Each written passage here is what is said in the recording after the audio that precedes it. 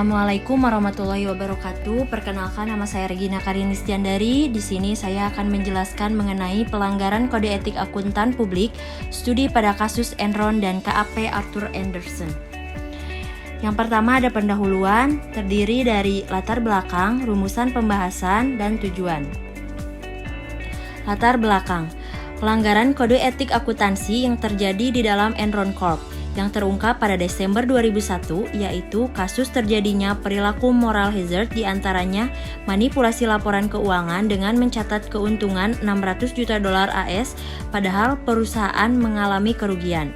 Rumusan masalah. Yang pertama yaitu apa yang dimaksud dengan etika profesi akuntansi.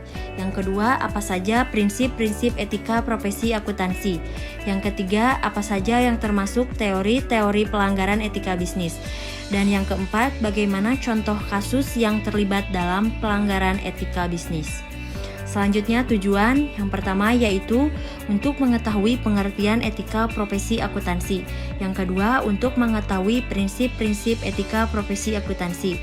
Yang ketiga yaitu untuk mengetahui teori-teori pelanggaran etika bisnis. Dan yang keempat yaitu untuk mengetahui contoh kasus pelanggaran etika bisnis. Selanjutnya ada teori etika profesi. Etika profesi akuntansi yaitu suatu ilmu yang membahas perilaku perbuatan baik dan buruk manusia sejauh yang dapat dipahami oleh pikiran manusia terhadap pekerjaan yang membutuhkan pelatihan dan penguasaan terhadap suatu pengetahuan khusus sebagai akuntan. Selanjutnya ada prinsip-prinsip etika profesi akuntansi. Yang pertama yaitu tanggung jawab profesi. Dalam menjalankan tanggung jawab sebagai seorang profesional, anggota harus menjalankan pertimbangan moral dan profesional secara sensitif. Yang kedua, kepentingan publik.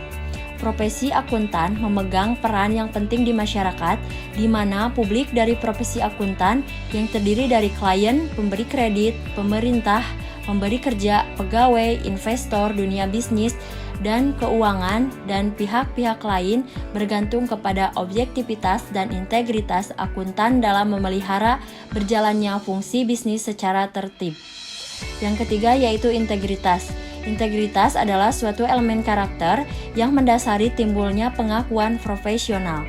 Yang keempat yaitu objektivitas. Objektivitasnya adalah suatu kualitas yang memberikan nilai atas jasa yang diberikan anggota.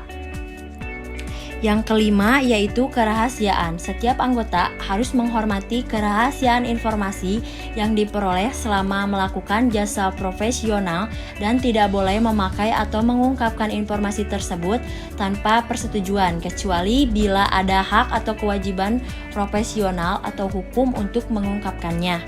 Yang keenam, perilaku profesional. Setiap anggota harus berperilaku yang konsisten dengan reputasi profesi yang baik dan menjauhi tindakan yang dapat mendiskreditkan profesi. Yang ketujuh yaitu standar teknis. Setiap anggota harus melaksanakan jasa profesionalnya sesuai dengan standar teknis dan standar profesional yang relevan. Yang terakhir yaitu kompetensi dan kehati-hatian. Setiap anggota harus melaksanakan jasa profesionalnya dengan berhati-hati untuk memastikan bahwa klien atau pemberi kerja memperoleh manfaat dari jasa profesional dan teknik yang paling mutakhir.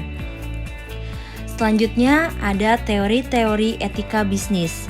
Yang pertama yaitu dilema etis. Dilema etika adalah suatu situasi yang dihadapi oleh seseorang di mana ia harus membuat keputusan tentang perilaku seperti apa yang tepat untuk dilakukannya. Yang kedua yaitu egoisme. Suatu teori yang menjelaskan bahwa semua tindakan manusia dimotivasi oleh kepentingan berkutat diri atau self-service. Yang ketiga yaitu utilitarianisme. Menurut teori ini, suatu tindakan dikatakan baik jika membawa manfaat bagi sebanyak mungkin anggota masyarakat. Yang keempat yaitu deontologi, pedoman moral agar manusia melakukan apa yang menjadi kewajiban sesuai dengan nilai-nilai atau norma-norma yang ada. Yang kelima, teori hak. Sebenarnya didasarkan atas asumsi bahwa manusia mempunyai martabat dan semua manusia mempunyai martabat yang sama. Yang keenam yaitu teori keutamaan. Teori keutamaan tidak menanyakan tindakan mana yang etis dan tindakan mana yang tidak etis. Teori ini tidak lagi mempertanyakan suatu tindakan, tetapi berangkat dari pertanyaan mengenai sifat-sifat atau karakter yang harus dimiliki oleh seorang agar bisa disebut sebagai manusia utama. Yang ketujuh yaitu teori etika teonom. Teori etika teonom mengatakan bahwa karakter moral manusia ditentukan secara hakiki oleh kesesuaian hubungan dengan kehendak Allah. Yang ketujuh yaitu good corporate governance, merupakan sebagai tata cara kelola perusahaan sehat yang sudah diperkenalkan oleh pemerintah Indonesia dan International Monetary Fund. Konsep ini diharapkan dapat melindungi pemegang saham atau stakeholder dan kreditor agar dapat memperoleh kembalinya investasinya. Selanjutnya masuk ke pembahasan kasus. Enron adalah perusahaan energi Amerika yang berbasis di Houston, Texas, Amerika Serikat. Perusahaan ini didirikan pada tahun 1930 sebagai Northern Natural Gas. Sebelum bangkrut, pada akhir 2001, Enron memiliki 21.000 orang pegawai dan merupakan salah satu perusahaan terbesar di dunia dalam bidang listrik, gas alam, bubur kertas, dan kertas, serta komunikasi. Enron mengaku penghasilannya pada tahun 2000 berjumlah 121 miliar.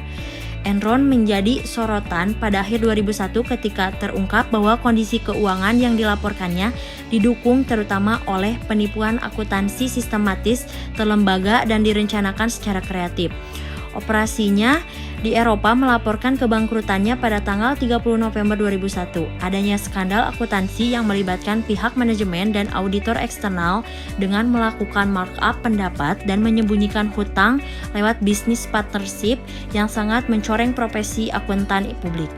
Keterlibatan KAP Arthur Andersen dalam kasus Enron.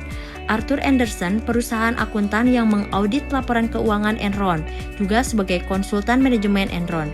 KAP tersebut memiliki kebijakan pemusnahan dokumen yang tidak menjadi bagian dari kertas kerja audit formal. Kasus Enron dan KAP Arthur Andersen. Enron dan KAP Arthur Andersen dituduh melakukan kriminal dalam bentuk penghancuran dokumen yang terkait dengan investigasi atas kebangkrutan Enron. KAP Arthur Andersen diberhentikan sebagai auditor Enron pada pertengahan Juli 2002. Sementara KAP Arthur Andersen menyatakan bahwa penugasan audit oleh Enron telah berakhir pada saat Enron mengajukan proses kebangkrutan pada 2 Desember 2001. Pemerintahan Amerika melarang Enron dan KAP Andersen untuk melakukan kontrak pekerjaan dengan lembaga pemerintahan di Amerika. Tanggal 28 Februari 2002, KAP Andersen menawarkan ganti rugi 750 juta US dollar untuk menyelesaikan berbagai gugatan hukum yang diajukan kepada KAP Andersen. Tanggal 22 Maret 2002, mantan Ketua Federal Reserve Paul Volcker yang direkrut untuk melakukan revisi terhadap praktek audit dan meningkatkan kembali citra KAP Andersen mengusulkan agar manajemen KAP Andersen yang ada diberhentikan dan membentuk suatu komite yang diketuai oleh Paul sendiri untuk menyusun manajemen baru. Selanjutnya, lembaga-lembaga yang ikut bertanggung jawab dalam kasus Enron, yaitu auditor. Arthur Andersen adalah akuntan Enron. Tugas dari Andersen adalah melakukan pemeriksaan dan memberikan opini mengenai kewajaran dan kesesuaian laporan keuangan dengan GAAP.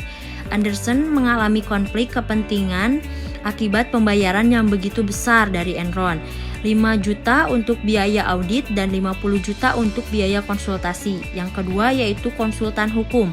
Konsultan hukum Enron, khususnya Vincent dan Elkins, juga disewa oleh Enron.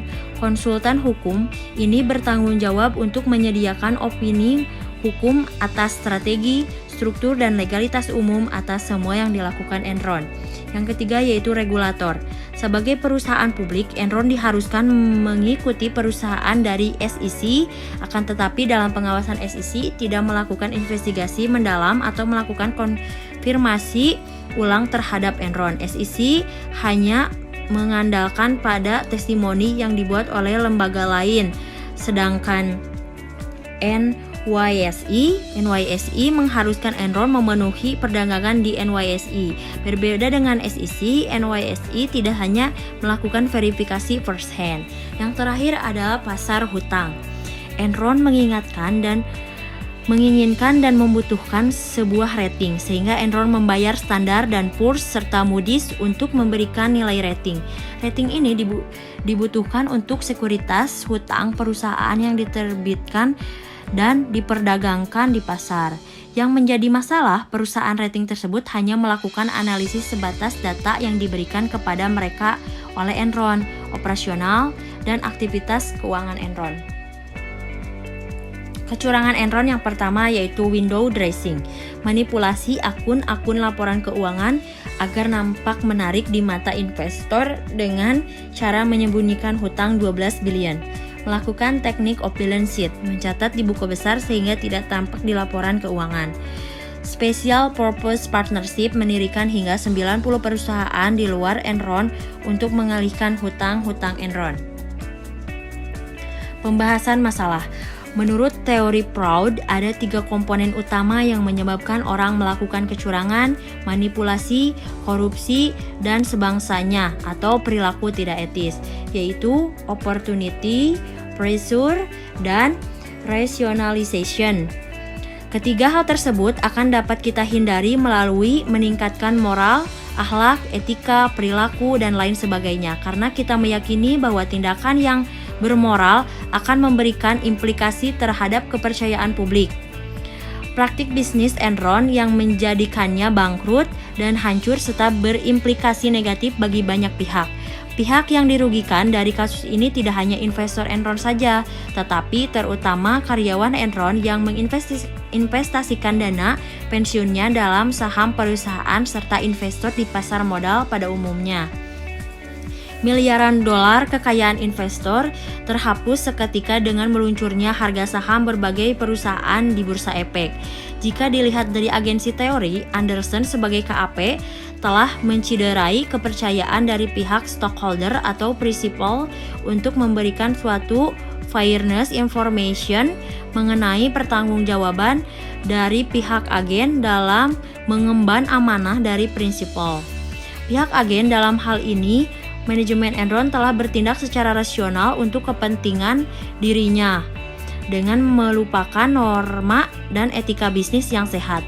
Lalu apa yang dituai oleh Enron dan KAP Anderson dari sebuah ketidakjujuran, kebohongan, atau dari praktik bisnis yang tidak etis adalah hutang dan sebuah kehancuran yang menyisakan penderitaan bagi banyak pihak di samping proses peradilan dan tuntutan hukum.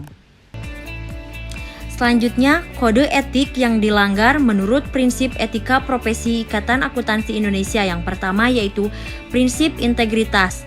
KAP Anderson telah memanipulasi laporan keuangan dan menghancurkan dokumentas kebangkrutan Enron.